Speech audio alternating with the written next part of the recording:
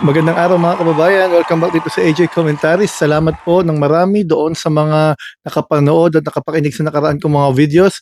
At sa pagkakataong ito mga kababayan, pag-usapan natin yung nakaraang isang linggo ng impeachment trial. Sino ba tingin natin lamang at ano yung mga detalyeng natuklasan o nalaman natin na gusto nating pag-aralan sa pagkakataong ito mga kababayan. So pinag-usapan natin mga nakaraan yung tungkol sa ruling o doon sa kagustuhan ni Chis Escudero sundin yung 16 votes na threshold na agad namang nilinaw ni Senator Ping Lacson mga kababayan sa second day na tinanong niya kung justiciable na ba yun. Bakit kailangan itanong yung mga kababayan para maging malinaw sa lahat na kapag ang isang bagay po kasi kapag justiciable na pwede nang formal na itanong o ilapit sa Supreme Court. So para bang nagbukas ng pinto si Senator Ping Lacson para sabihin na, oh, nag-decide na kami.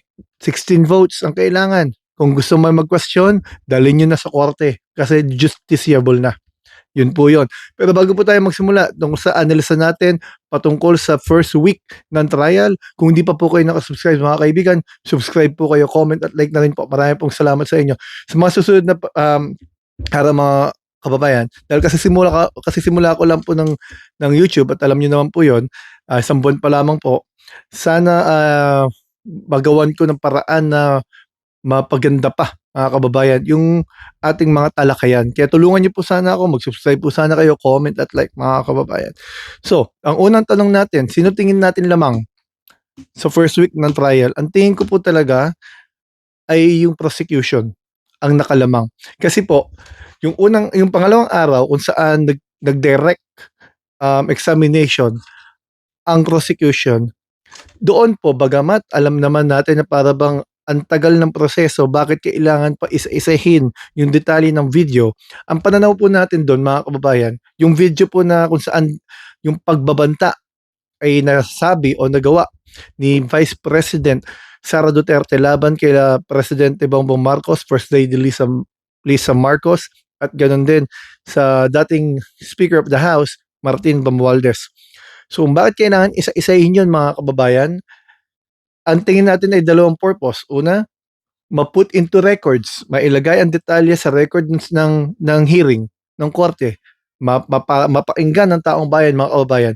Pangalawa, maulit sa memorya ng mga tao na may isang vice presidente na may kumausap sa mamamatay tao at kumontrata para patayin ang nakuupong presidente.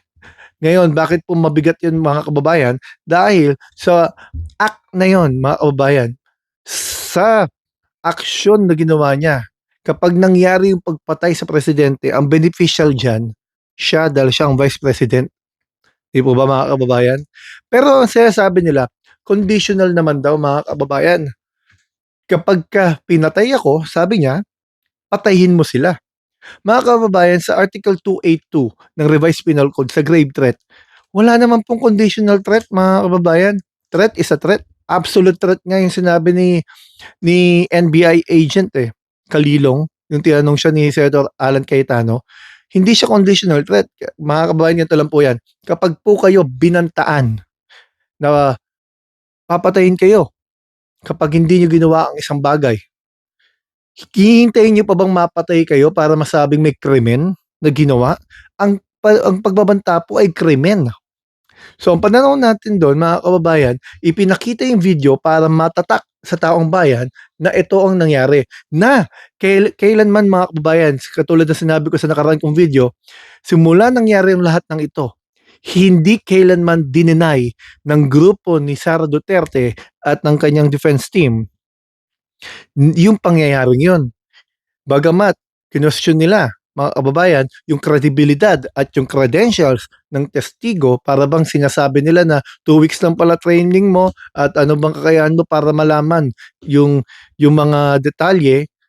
Hindi nga daw siya abogado, tinanong pa, bakit kayo nag-iimbestiga? Hindi naman pala nagsampa ng kaso yung mga binantaan. Mga kababayan, moto proprio, automatic naman yun kumbaga. Dahil ang mga kababayan, yung ginagawa ng defense, mga kababayan, parang nakatulong pa sa pagpapatibay ng prosecution doon sa detalye ng video. Kasi unang-una, technical ang pinupuntahan nila, no? Pero hindi nila kailanman dineny yan na totoong nangyari yan.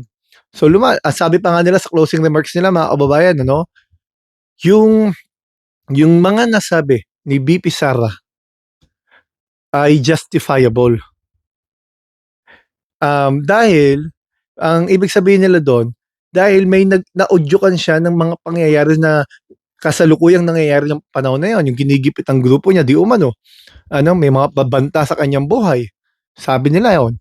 Ngayon, mga kababayan, dahil sa hindi nila pagtanggi doon sa video, nagkakaroon ng mas malinaw na na dahilan para maniwala tayo na yung video ay authentic at ang nag-authentic nga dyan, isa ay si Agent nga Kalilong, mga kababayan.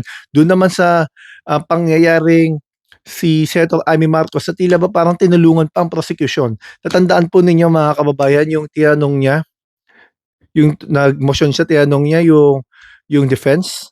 Kasi sabi ng defense, hindi naman nagsampa ng kaso ang mga binantaan eh. So bakit kayo kumbaga parang bakit kayo nag-iimbestiga? So para sa balewala dapat. Ang sabi ni Senator Amy Marcos, may sinite siyang Supreme Court ruling na hindi kinakailangan na yung sinampahan ng yung binantaan ay magsampa ng kaso. Sapat na yung pangyayaring yun para imbestigahan, lalo presidente yan, kababayan eh. Di ba?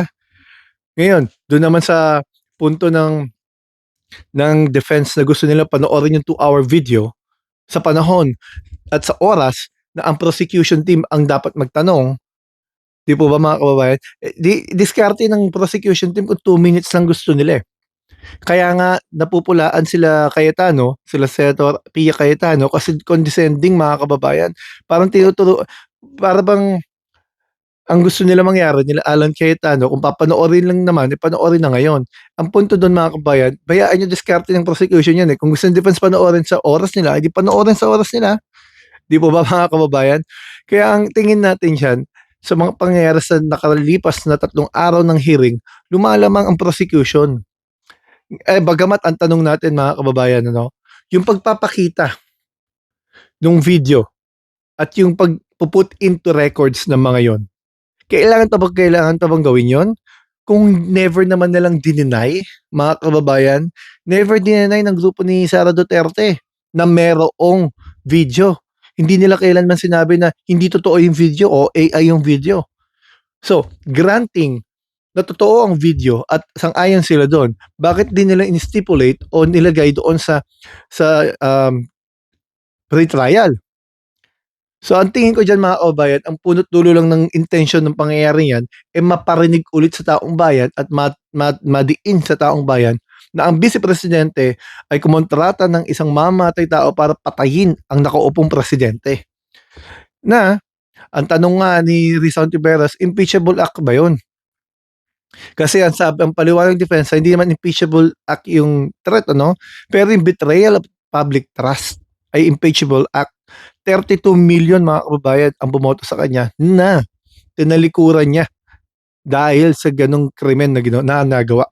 Mga kababayan, hanggang dito po muna, puputulin ko po muna.